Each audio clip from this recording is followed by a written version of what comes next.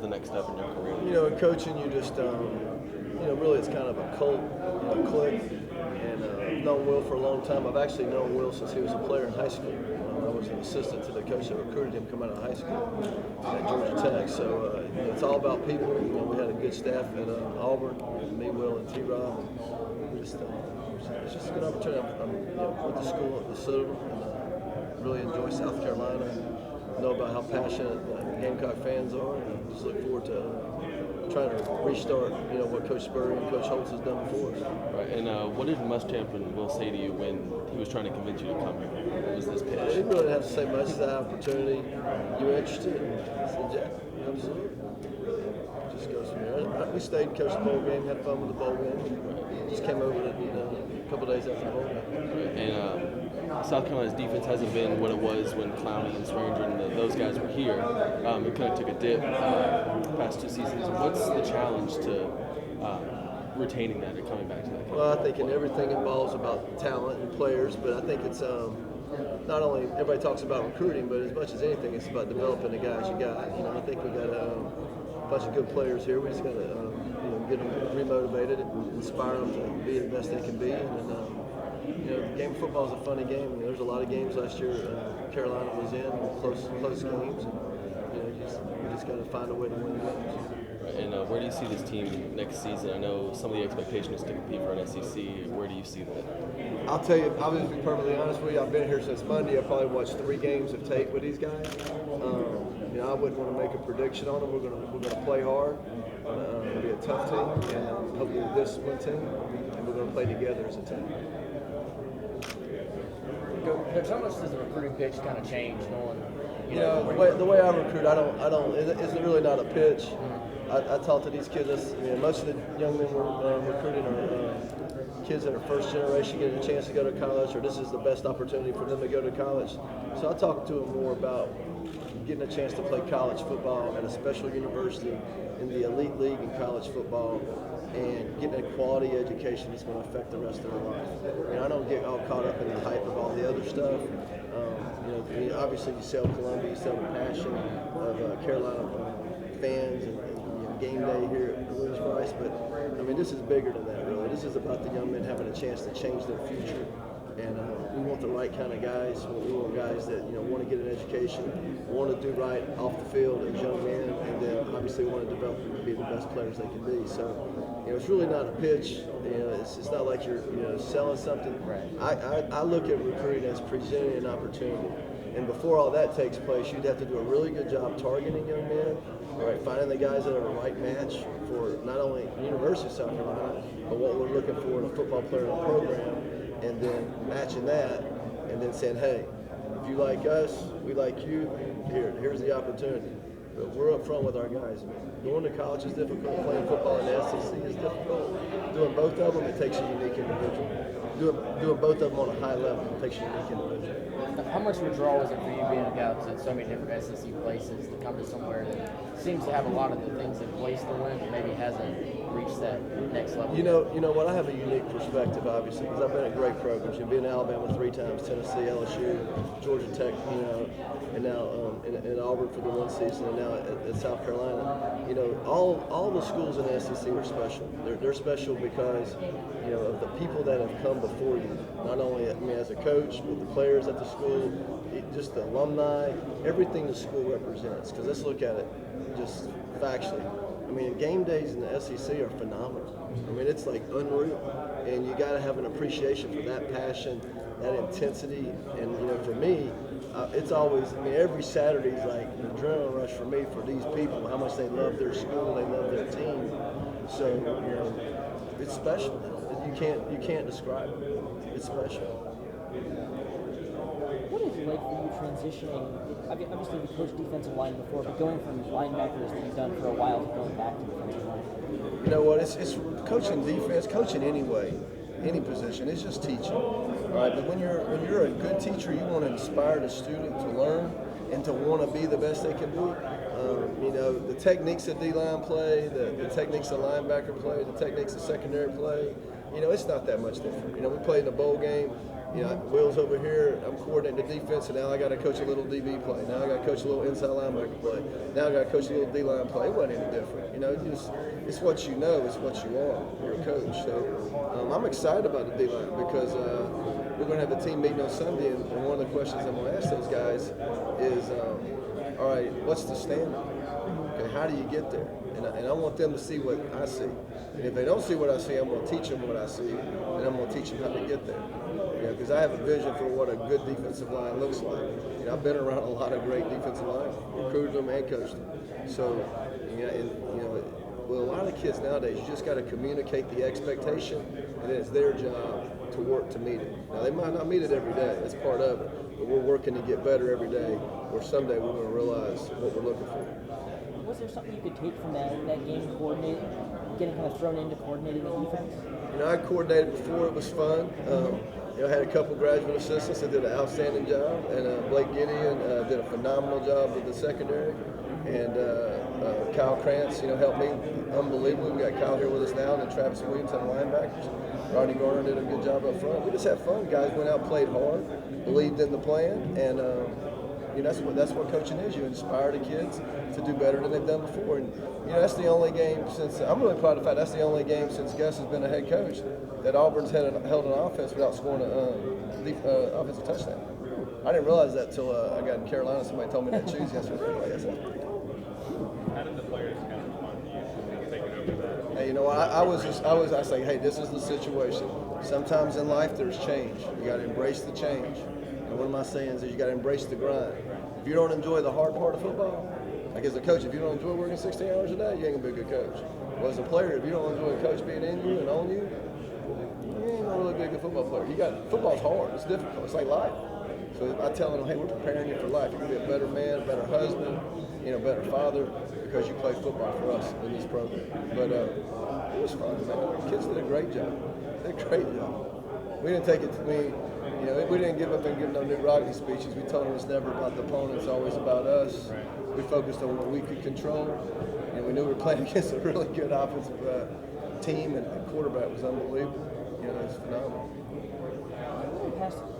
Through your career, you've been at a lot of powerhouse programs in this conference. Phenomenal. But I kind of wanted to ask, what kind of lessons can you take from shooting at a place like Georgia Tech, where that world is a little different, especially considering they're all different. Mm-hmm. Every school is unique into itself. But like I was telling somebody the other day, there's like, well, tell me what's unique about your perspective. Well, I'll tell you what's unique. I work for Nick Saban.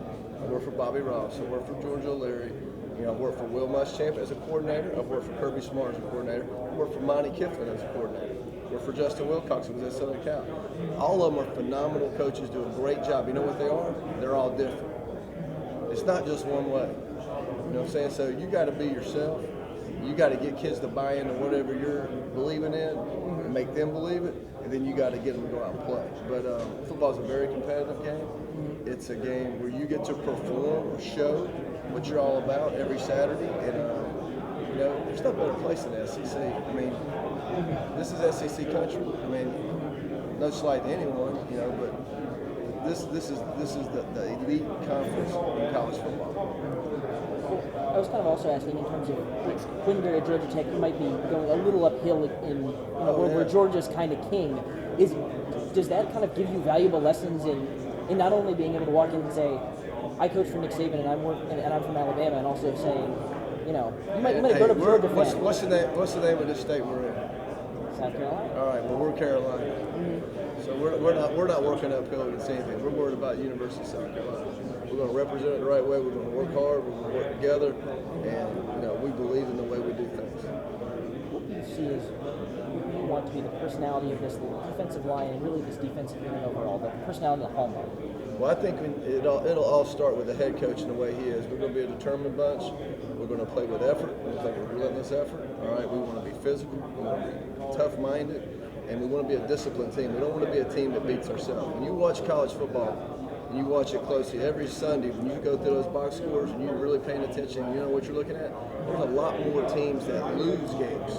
All right, we want to be a team. We don't want to be that team. We want to be a team that wins games, plays winning football, don't beat itself. But as far as the defensive line, I want a relentless-ass group that believes in each other, represents themselves, their family, and this university the right way. All right, we're going to coach them, we're going to strain them, all right, and we're going to love them up, and we're going to be there for them. We understand, just like in life now, you're not going to get it right every time. You're going to get beat sometimes. Those guys got people on scholarship too. You know, so as long as you're doing your best, you're playing with great effort, you're doing the things we coach you to do, there's going to be no issues. But the standard in this program is there's consequences to everybody's actions. We want people making the right actions, right decisions, having the right habits. Sure, man. Like Auburn Tigers? Yes. You an Auburn fan? I cover them. Why are you here? A lot of Auburn guys out here doing coaching stuff. Oh, okay. Yeah. But We got an alumnus over here. yeah. I don't know if T-Rob graduated. Did he graduate? I'm not I know he did. T-Rob's a smart guy. In terms of the linebackers, you had 3 seasons there, obviously. In the bowl game. Yeah, we both. Chris Frost, Justin Garrett, leaving. So how do you kind of see the future of that? They've got some young guys. They got some young guys there, but that's not for me to comment on. Kevin would know that better. Kevin will do a good job over there. Okay. Just specifically about Trey Williams, what did you see out of him? Trey's a wonderful young man, and he's made a lot of progress. He'll be a good player for me. Coach, as a Citadel graduate, what's it like to be back in the state of South Carolina? I love South Carolina. Love South Carolina. I went to what's it called, guys? The OBC. Last night, took my daughters and had oysters. Okay. Man, I was looking for some sheet crab soup. They didn't have any. So we had to do the gumbo, but I had a little bit of low country broil there, the Buford, whatever they got. Love it, man. Just waiting for some beach music and shag a little bit with my wife. And when you're on the recruiting roads, what kind of player are you looking for specifically, whether it's defensive line or any player you're recruiting? All right, when we're looking for guys, all right, I'm looking for a guy to join my family. All right, I want a guy, number one, that is outstanding character-wise. All right, is a guy that will tell you the truth. All right, a guy that is willing to work, and a guy that understands the concept of team. Number two, I want a smart guy. And by that I don't mean book smart. I mean, I want a guy that understands this opportunity, all right, is going to change your life. It's going to give you a chance for a better future. All right. Now, when you realize that, your behaviors, your thoughts, your attitude, everything's going to change for you, because now you're going to be working for something to make yourself better. And then obviously the third thing is you got to have the physical ability. All right. You got to have the measurables. You got to have the skill set for whatever position you're being recruited. And then, in that, I like the guys that are very competitive, hate losing, understand working hard. And I think when you have a foundation core of those guys in your organization as players, you're going to have a good program. But, nowadays it's hard on kids, social media, a lot more exposure. They got that me attitude. The good players, when they realize that it's more about the team than them, man, do they take off? Does their world blossom? And do they become better individuals after football? You see it. I mean, I've been coaching almost 30 years now. I mean, I can tell you story after story of the guys that all they did was worry about them, how many reps they were getting, how many touches they were getting, how many plays they were getting, as opposed to guys, Coach, I'll do whatever it takes. You want me to be on special teams? You be on a show team? Whatever it takes, I want to help the team. And then they get their chance, they get their opportunity. Because it's not always about talent. You got to get your opportunity. You got to get a little lucky. So, you got to coach those kids on that too, because this world's kind of made everybody turn into a me guy. Football is the ultimate team game. So the people that can get kids to buy into being a team member, those are the guys that got a chance to be really good teams, really good programs. And in watching the players you'll be coaching now, what have you seen from them on TV? You know what? I got here Monday. Okay. I've watched 3 games. I haven't met any of them because they're not in town. I've talked to a couple of them on the phone. We'll have our first team meeting Sunday. Give me through spring ball. I can give you a more subjective answer on that. I mean, I just don't know. Okay. I don't want to speak out of turn. I've known several of them from high school and stuff, and they're wonderful young men. But let's wait till we get a chance to work with them. Yes, sir. JC Sherman. Hey, JC, what's up, man? What's going on? I appreciate you. Yeah. Rolling and growing, man. Yeah, no doubt. So, now where are you from, JC? Greenville. You live in Tony. I've been through a couple times. I've been to Abbeville. You need to go over Greenville. You like it. Abbeville's a bit out there. It's a nice place. But Abbeville's nice. I just want to ask you about kind of doing a story, defensive line talent in the Carolinas, and you recruited that here. Just talk about North South Carolina, the number of defensive linemen, since that's the position you coach, You know what? that you've seen in this area over the years? You know, and people can say what they want to about defensive linemen, but I guess if you rank every defensive lineman on the NFL roster, I bet there's an inordinate amount, percentage-wise, from the Carolinas. And why that is, I don't know, but I mean that's a historical truth. And we're going to recruit South Carolina and North Carolina equally. Obviously, Charlotte, that whole eastern part of North Carolina, it's within 3-4 hours for us, so it's like a home state area.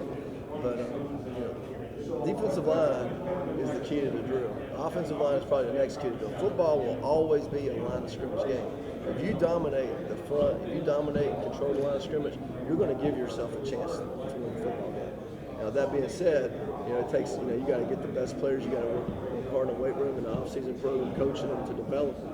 But there's no mistake in football that if you can win the line of scrimmage, you got a really good chance to win. When you were at Alabama, you guys came over here, lost one time. There was an 09 game where you guys won it. Cat named Outshot, right? Yeah, Talent. Talk about sort of your impressions of the personnel on their defensive line when you were coaching on the other side. Just because that was kind of the difference in the program, rising up and then falling. Talking about coaching on the Alabama side? No, looking over at South Carolina. South Carolina had tremendous. They had tremendous. One, they had an awesome coach. Let's face it, Coach Spurley's a Hall of Fame coach, phenomenal coach, did an unbelievable job here. But they had great players, man. They had Marcus, they had Alshon, they had a lot of good players. That's what the game's about. I mean, it's a matchup game outside. Inside, you have the big man to control it, move the line of scrimmage, create space for skill guys. All right, man. All right, JC. Thanks, man. Coach, deploying a guy in that kind of versatile buck position, how much of that is anything that might be new in recent memory, and how much of that is just kind of an amalgamation of previous strategies, previous ways to employ it? I think the creation of the buck position is an evolution of people from 4 down, people from 3 down. Now you're bringing different guys from different places on the field, but it's a hybrid position. It's the big safety that maybe can't cover the slot, or it's the smaller, undersized end that's a little more athletic. It kind of comes from a couple different places, but everything now is so situational. You need a guy that can play run, first down run situation. You need a guy that can rush the edge or maybe move around and use some pressure packages at 3rd down.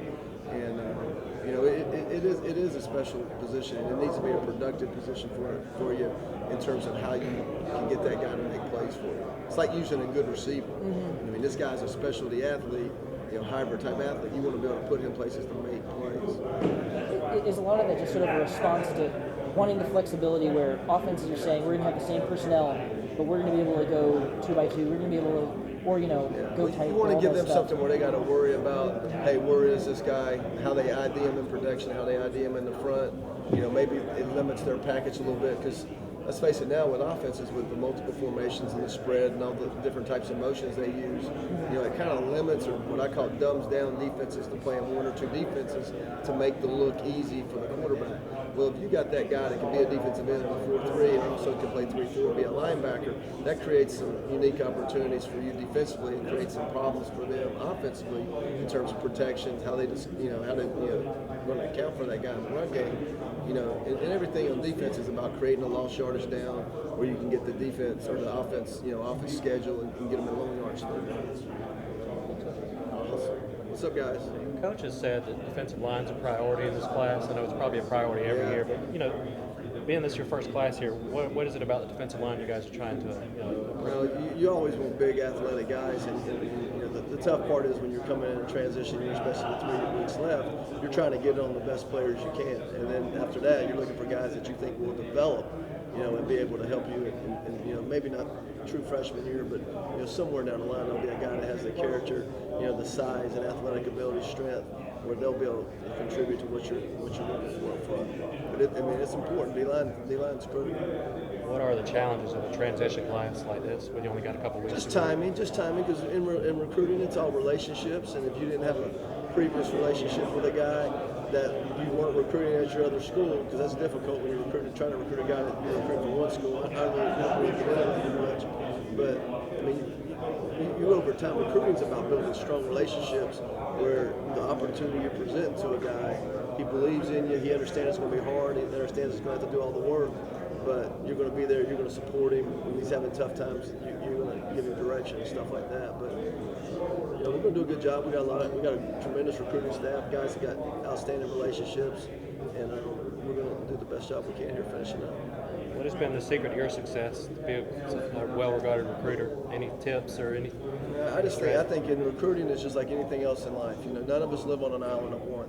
All right, so you got to create as many win-wins as you can. So if you're presenting an opportunity for a young man, it's a two-way street. He's got to understand that he knows that him coming to your school is going to benefit you, but he's got to understand, his mom and daddy got to understand, whoever is champion, they got to understand, hey, these people are going to make sure that I keep my nose clean, I develop as a young man, I get a quality education where I got a foundation for future success, and they're going to work me hard and train me and coach me to be the best player I can be. And I think if you do that, that's all you can ask for. Because at the end of the day, what I tell guys is I was like, when Tiger Woods, first time he won the Masters, guess what? He was a Masters champion. They didn't say he was the Masters champion of whatever year. That guy was a Masters champion forever. All right. Well, when you ink your name on the dotted line at the University of South Carolina, you're a Gamecock for life. It don't matter what year you played, how good you were, you're going to be a Gamecock. When you graduate from the University of South Carolina, you're a Gamecock for life. That connects you in to the network of the Gamecock family, which is all over worldwide. So that's kind of what you're selling them. And let's face it, a lot of kids are first-generation guys going to college, and it's a great opportunity, and it's exciting, and there's a lot more publicity around it now. So you got to kind of temper that with them and say, hey, that's all fun, but the real life it's tough. Every day you got to get up, go to class, go work out, go study off, go tutor, take care of your business. It's great on Saturdays, but that's only 12 days in the regular season. And then you got the rest of the year you got to work, you got to develop. So I just try to be real with them in recruiting. Say, hey, you know what? Coach took a chance on me. I got to go to Citadel in 1982. Citadel, not a real easy place. Man, you know what? It's the best 4 years of my life, and hey, developed me for a great life. I've had a great life because of it. Yes, sir. Yes, sir. Yes, sir. Speak up now. I apologize if someone asked you this before, but what stands out about South Carolina? What drew you here? What do you remember from coaching here? You know what the best thing about South Carolina to me is? Low country rules, all right? Beach music, Carolina Cup, and Carolina football. Maybe not in that order. Now, there's a lot of things about South Carolina. When I was going to school in Charleston, I loved Charleston. I love South Carolina. I told one of the other coaches, I drove around the other night, and I didn't really have my orientation because it's been since '87. We've been over here to play. We played them in Georgia Tech in the hurricane year. We played them in Alabama and all that. But I used to come up here and go to the quad. Remember Hootie and the Blowfish? You probably don't know who Hootie is. He's Darius Rucker, okay? But back in the day, Hootie used to play at a place called the Quad. Anybody remember that? Y'all don't remember that? But I was looking around for the quad. I can't find the quad. They done knocked it down and built a damn building on it. It was awesome. But Columbia is a fascinating city. I haven't really driven around in the daylight because when we get off, I drive around when it's dark. My wife gives me a list of homes to go look and say, honey, it looks good from the street, but it's really dark. But I mean, Carolina's a great town. This is a great opportunity. We got the most wonderful fans in the world, and we're going to do a great job in developing the guys that we got. Getting back what Coach Spurrier had here, and it's going to be a heck of a time. As excited as you are, Lance, moving again this year, how tough was that? It's football. It's life. It is what it is. If you think it's tough, it's tough. If you think, hey, it's what I do, it's what I am, let's go to work. Let's get ready. I don't really look at the cup as half empty. I'm always like, I got something left in that thing. Did you have other offers on the table? That's not important. I made a decision where I want to be, and I am where I want to be, and with who I want to be with. And talking about you, honey, Mary Ann. If Gus had offered, what you the coordinator job? Yeah. I would have stayed as a coordinator, absolutely. But he made a decision to go on, and Gus is a good man, and offers a good program, and wish him well. And Kevin Steele, you would obviously work with. Oh, Kevin's one of my best friends in coaching. I wish him nothing but the best. He's an awesome guy. But sticking on was something you desired.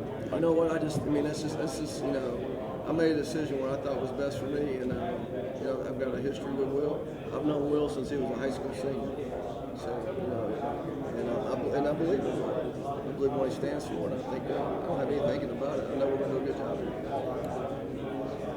Coach, I'm David with the paper in Charleston. Hey, David, what's Lake, up, South man? Carolina. You're with what, I'm Charles? with the paper in Charleston, Post and Courier. Post and Courier? Yes, sir. We used to call that the newsless It Courier. used to be, yeah. You When we were one there. cadets, I'm just being real with you. Yeah. Speaking of that your time at the Citadel, you referenced it earlier. I mean, how important was that in terms of shaping you into the coach and Oh, everything you would become? man. You know what? TK Moore was my first coach there.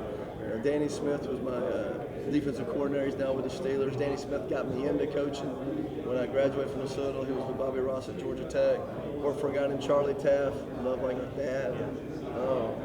You know, I think all through my life it was coaches that kind of, when I was kind of going up, not controlling my demons or whatever, they were the ones that say, hey, come on, get back over here. And so it was awesome. You know, I met a lot of great friends at the Citadel. Got a lot of good memories of the Citadel. A lot of good memories. Love Charleston. And got a lot of good memories up here, man. We used to drive up here a lot, hang out in Columbia, and good time. Do you still have connections in Charleston? You know, people that maybe you went to school with or coached with who are down there? Oh yeah, we got friends for life. When you go to the Citadel together now, you got friends for life, and that's a special place. That's a special breed of cat right there. I was talking to Coach Tanner, and Coach Tanner's done a phenomenal job getting Will here and giving us everything we need to do moving forward. But I was asking about when he used to play Coach Port, Child Port, down at Citadel. I can't remember the name of that baseball stadium. It's right there. In Charleston? Yeah. College Park? College Park. Yeah. That's exactly right. Had Big John's across the street. I was asking Coach Tanner about that the other day. It's great. It's great memories. So do you feel like closer to all that being back here, or does all that Awesome. matter? Yeah, absolutely. And you said you've known Will since he was a high school senior? When my first year in coaching as a graduate assistant in 1988, after I finished playing at the Citadel, I worked for a guy named George O'Leary. George O'Leary recruited Will out of Darlington, so I was with Coach O'Leary's graduate assistant, so I'd help him with recruiting. And Will came down to a basketball game or something, you know, hanging out. You know, Coach was a tough guy, New York guy, old school guy. So I remember meeting Will then. He was really, him and Kirby actually. They're both coaches' sons and, you know, great guys, and they both went to Georgia. But I've known, that's the first time I met Will Muschamp. And we worked together at LSU in 2002, 2003, and just kept in touch through the years. I get the sense that Will's dad had a major influence on his career and him becoming a coach and him becoming the kind of person. Well, his brother's a great high school coach in Georgia, and you know, I mean, Will's father's a phenomenal man, and he obviously left a huge imprint on Will. But Will's just like a bunch of us. We're just very competitive. We love the game of football. We have a certain intensity or passion about it, and you know, we've had the opportunity to work for some really good coaches. We coached Salem together, and I don't think anybody would question that next one. You know, if not the best, one of the top 2 or 3 coaches in the history of the game. And obviously, Monday night he gets a chance to play for, I think it would be 6 crystal ball, right? So, yeah. Something like that. But so maybe it's his 5th. I don't know. But he's gonna go down in history as one of the top 2 or 3 greatest coaches in our sport. So that was a great experience for us. We tell stories about that all the time. So were you aware of the situation when Will broke his leg in high school and suddenly nobody was recruiting him anymore? And do you remember? I mean, He had the rod in his leg. Yeah. I mean, was that? Will was a tough guy, man. Like he says, we were both saying, I went to Citadel, so I was a little bit slower than him. If he went to Georgia, if we could catch you, we'd hit you. No, we have fun. It's good. Coach, thank you for your time. Thank you, Appreciate man. it very much. Pleasure to meet you. All right, guys. Yeah, that was fun, man. That was fun. What not too many people that confuse stuff like that. That's going to stick with you. That's a first-round pick, and you know. Oh yeah, it was a great opportunity, great challenge for the guy. But at the end of the day, you know, we made it about the kids. You know, we told them, hey, we do what we ask you to do. You play with effort, you play with toughness, you execute. You're going to be all right. And you know what? Our kids did a great job. And you know what the best thing about that game was? Those guys, when we threw the pick 6 and it was 10-10 and everybody's going crazy for their team, I just looked at our guys and said, that don't matter. You can't control that. Don't, because in the past, I think that would have affected our guys on defense. We came in at halftime, we lightened the mood a little bit, kind of like, say, hey, listen, we're going to go back out. They get the ball first drive, second half. All right, and we did it. You know, they came down the field and picked it off in a red zone pick. Well, the rest of the game, they didn't do anything. Took that next drive. But But in coaching, it's just about getting the kids to believe. Will uses the word inspiring. He says, we all have a belief. Motivating, everybody write down a motivation phrase that sticks with you for what, about 3-4 seconds. Well, if you can inspire someone, that means they own it. All right, well, they own it. They're going to think about it. They're going to, when they're wanting to sleep in, they're going to get up. When they're wanting to leave class early, they're going to stay at class. When they want to go to class late, they're going to get to class early. Same thing in practice. When they're feeling a little tired, they're going to suck it up and do a little bit more. So that's what we're trying to do. We're trying to inspire them. And that's what we did with those guys. We say, hey, listen, this is your these seniors have been here, for 5 years. Let's send them out a winner. Auburn never won a bowl game under Coach Malzahn. Let's send them out a winner. So we made some points to appeal to them, to inspire them.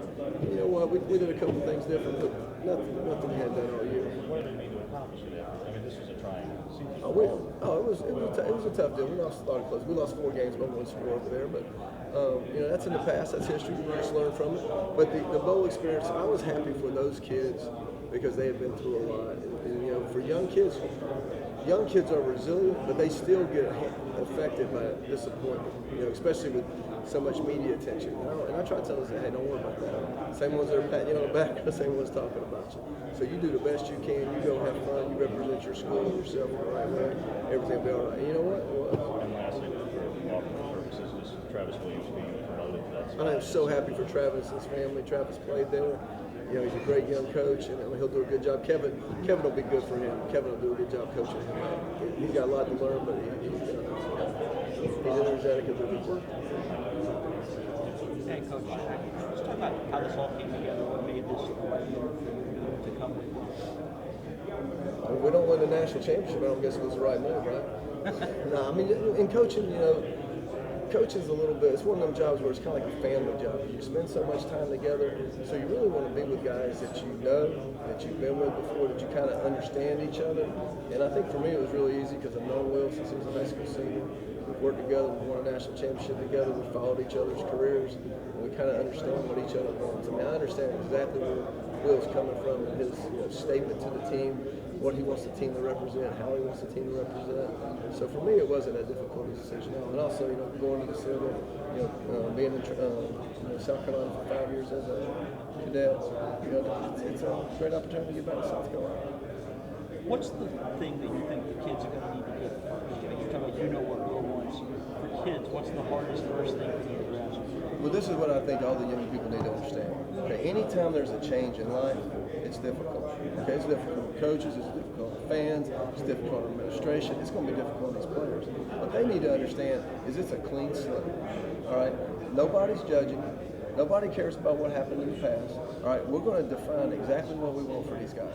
All right, in terms of the way they act as people, in terms of the way they operate as students, in the terms of the way we develop them as players. They're going to understand everything. Now, they're not going to be any gray. All right, Will does a great job of communicating that with them. Now, it's their responsibility to make the right thoughts, habits, decisions, behavior, attitude, all that. That's their choice. All right, and they just got to understand. We're not going to judge you, but your actions, all those things, there's consequences. If you do good, we're going to give you an attaboy. We're going to pat you on the back. We're going to love you up. If you don't go so good, we're going to talk to you about it. All right? If you do it once, we're going to talk to you and say, hey, you need to do better. If you do that thing 4 or 5 times, you're probably not going to like us for a day or so. There's kids on this roster that at least on signing day were perceived as being more gifted than at least on the field results have been yet. You've been in different places, come into situations where there's a transition. How do you bring that out of a kid if it's possible? Can you make up for 2 or 3 years where maybe a kid stagnated in a year? Is that realistic? Well, I think it's what we were just talking about a moment. I think you got to inspire the kid to see what he's capable of. Then it's ultimately, you're going to coach him, you're going to do all the little things you got to do in the weight room, in the off season, in the film room, all that jazz. But at the end of the day, he's got to want to do it. All right, in terms of the kid was highly rated or not highly rated. I've had some guys that weren't rated at all, but top 15 picks in the draft. I had guys that were top 10 picks or top 10 raters that didn't pan out to be very good at the next level. So for that, it's just more about how the kid handles his business. We're going to try to coach him up, mentor him, counsel him, whatever you want to say. Get in their brain, hey, this is what winning looks like. This is what winning football is like. This is what a winning student does. This is what a winning behavior for a young man that some future employer would want to employ. Because it's a big picture here. It's not just day 1 football, day 2 football. This is life, man. We're trying to get them to be. If they're better people, they'll be better players. All right. And back to what you said. Coach Spurrier did a phenomenal job. Coach Spurrier is a Hall of Fame coach. 3 11-win seasons in a row at Carolina. I mean, that is a phenomenal job. And nobody knows that more than the Carolina family. All right, they had a couple bumps the last couple of years, but that happens in football. All right, we've changed head coaches. You know, Will's a guy with a vision, has a plan. We have a phenomenal staff. We're going to get these guys right. And they need to understand that we're going to care about them. All right, but we're going to push them. We're going to be demanding from them. You were going to try and explain to a fan in like 30 seconds to a minute what Willis champ football defensively is when we're saying relentless ass effort. All right, we want to be tough physically and mentally. We want to be disciplined, don't beat ourselves. We want to execute and do the things that we've been coached to do. All right, that's what we want to do. Coach, you've been around a lot of guys on this staff. Obviously, you have relationships with a lot of them. Is there a guy that you're just really excited about that maybe fans don't quite know as much about, but you think that they're really lucky that this guy is in Columbia right now? On this staff, shoot, there's about 3 or 4 that I love, man. And then the other guys, you know, Kurt Roper, phenomenal guy. Heard a lot of great things from him, from just a lot of guys in the business. Pat Washington, a legendary coach. Know about Pat for 20 years. B-Mac's, you know, as a guy that's perceived as just a recruiter, which I'm not, but B-Mac has done as good a job as anybody in the country recruiting in the last 10 years. I was a huge Willie Mac fan. I told him last night, I said, when I was a little boy, I loved your dad, Willie McClellan, because I was a big Georgia fan growing up. But, you know, obviously T-Rob's a young superstar and coach, and love T-Rob, love his energy. You know, I'm really looking forward to working with Coleman. I did not know Coleman, but Sean Elliott, we interviewed him at Alabama. He did a phenomenal job. He ended up staying at South Carolina. You know, Bobby Burton's as good as you can get. I mean, Bobby's a top shelf human being and just a phenomenal football coach. And who am I missing? That's all pretty much.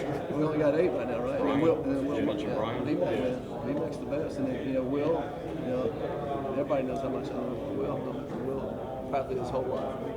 Lance, you mentioned being perceived as just a recruiter. Yeah. There are a lot of guys on here who are perceived as recruiters. Does that come with not a chip on your shoulder, but a you know that's why I kind of got a chuckle out of the bowl game, because like, you know, before the game comes up to me, because you're going to do great. I said, yeah, I think so too, coach. Like, what the heck? But then, like, after the game, I was like, man, y'all did so good. Y'all did so good. And my buddies called me and they're like, congratulating me. Man, y'all did great, man. You kicked their tail. I said, no, the team did it. Everybody good. I said, don't tell me that you're surprised. So, I mean, these other guys that don't know me, they can act surprised. I just look at them like they don't know what the hell they're doing. But you guys are my buddies. Y'all should know we're going to do good. Right. But no, I mean, you know, perception, reality. Nobody really knows until you're in the fight with the guy. You know how football coaches have that circle the wagon mentality. But with us, we all believe in each other. We all, you know, we can agree to disagree. But I mean, we're moving. I mean, looking for the future. We have, you know, great staff. We're excited. You know, and you know what? We're following a guy that was a special guy. You know, Steve Spurrier is great. I told Will last spring I was in Archer High School, and Coach Spurrier comes in there. You know, and he said, you know, he's talking about Will at Auburn. We were at Auburn time, obviously. He tells us about the South Carolina-Florida game. He starts drawing up plays in it. You know how Coach Spurrier does it. And I just sat there for 45 minutes and listened to that man. I said, this dude's going to make a great grandfather. He's going to be able to tell the best daggone stories. I mean, just the way he is, too. He's just such a real guy. But, no, we're in this business, we all care about people. You know, I don't know so much of recruiting as it just presenting opportunities for young men to have a better life because of their association with the sport of football and with whatever university they choose to play for. You guys are all clearly big believers in the value of recruiting in terms of how it plays into success. Where's the line draw? Where's the line between the ability to recruit the right guys and then the ability to coach them? Oh, I mean, they go hand in hand. You know, it's saying you're getting, it's like taking play and then you're molding it into whatever you're molding it. But when you're recruiting the guys, you're establishing parameters, you know, physically, height, weight, 40, shuttle, what all that jazz, all the measures. You know, their skill-specific traits and what they can do. And then you got to look at the type of people they are. Are they competitors? Are they workers? You know, all that jazz. And then you got to look at what we call character. I mean, their character and intelligence part of it. How they learn the game. How do they see their opportunity? Do they embrace their opportunity? Or are they taking it for granted? Because a lot of kids, hey, I got a college scholarship to an SEC school. Great. Now what are you going to do with it? Are you going to say, Coach, you know, I'm getting messed over because I'm not playing, or are you saying, hey, I'm gonna embrace this opportunity, I'm gonna do whatever I got to do to be the best I can be, which is really important. You got to kind of discern that when you're with that kid and his people. Those are the kind of young men you want to program. You mentioned the numbers. When you evaluate a kid, how strict are those numbers positionally? That the shuttle has to be this, the height has to be this. At the end of the day, you turn on the tape, you want to see a football player, but you can't have a lot of small guys, you can't have a lot of slow guys. You know what I'm saying? You want a lot of big guys that are fast. Right. Then you'll be all right. It's not rocket science. Right. But I think the personalities, the chemistry, I think that's huge. I think the messaging, the way you gear your team psychologically, I think that's huge. No, I don't think that. I know that's huge. How these young people think nowadays, from a coach's standpoint, and that's where Coach Muschamp's doing a phenomenal job, because he gears them towards team first. And let's face it, these kids have been raised in a me world. Well, you know what? You got to give up a little me, buy into the team. If the team does good, everybody will do good. That's what you got to believe. If you don't believe that, you're going to be fracturing the team.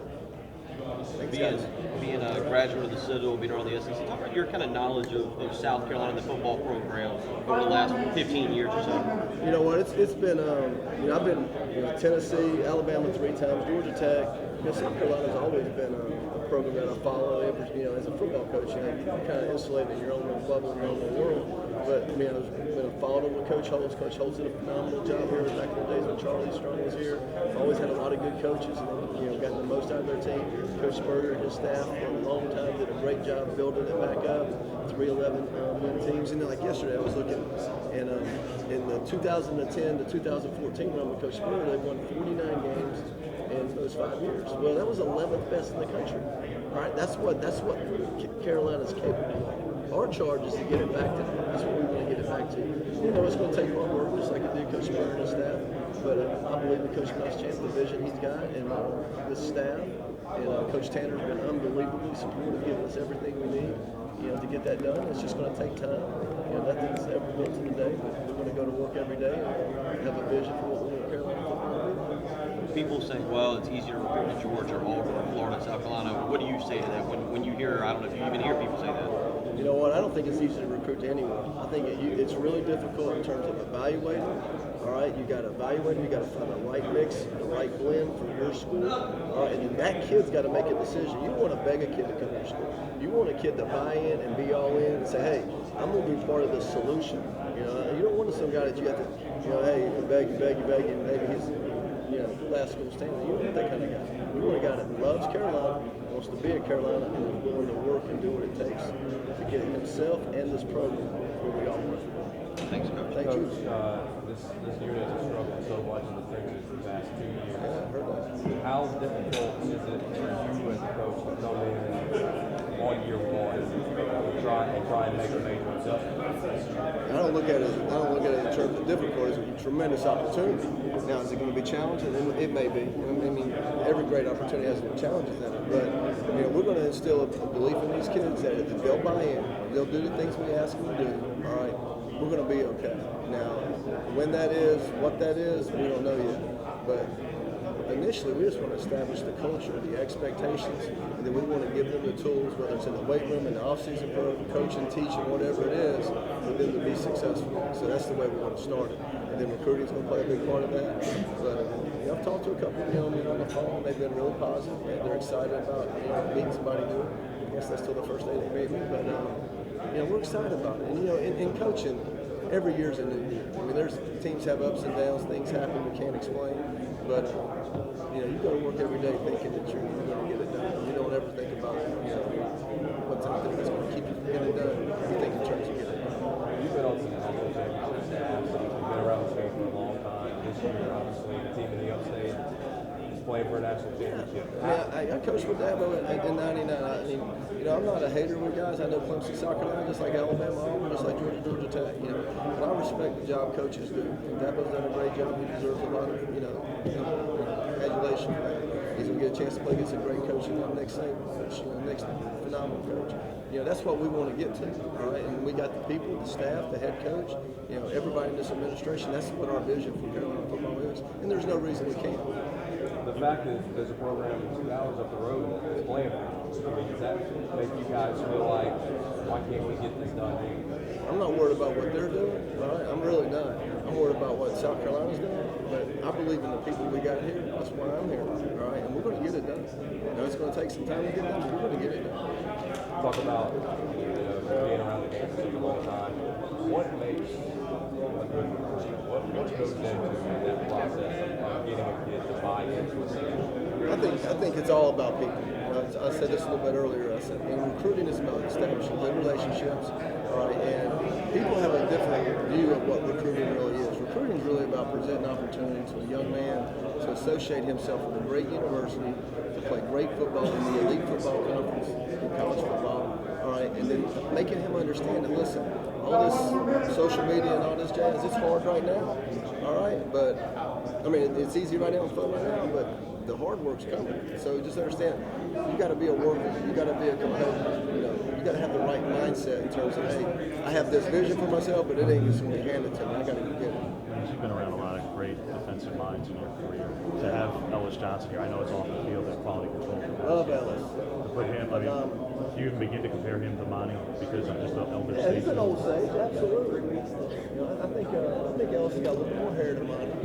But they're both phenomenal guys. They're great teachers of the game. They have unbelievable perspective. And they're both Ellis will be a value. I just wanted to do you know what exactly happened to Casanova? The leg injury? Yeah, he had MCL. I've talked to him a couple times. Went on a cruise after the game. He'll be back. He'll be ready for college. So only sprain? I think it was a sprain. But the MCL, you know, they can really go back. All right, guys. Thank you. Just last question. In terms of Carl Oscar, back on Carl's a phenomenal guy. He's a great kid. He represents everything good in college athletics. He'll do a good job. All right, guys, I got to go. You doing good? Yes, sir. Thank you. All right, man, thank you.